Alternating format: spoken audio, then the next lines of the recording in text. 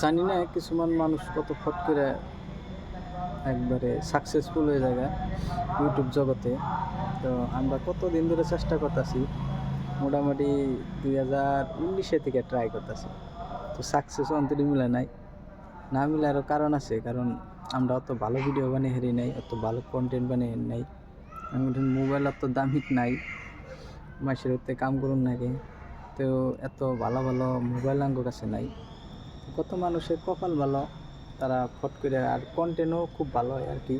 আসলে তো মোবাইলও ম্যাটার করে না, যে কন্টেন্ট ভালো হয় কিছুমান মানুষের, তো একটা হয়ে জায়গা, একটা ভিডিওতে হয়ে জায়গা, মেন হইলো কন্টেন্ট।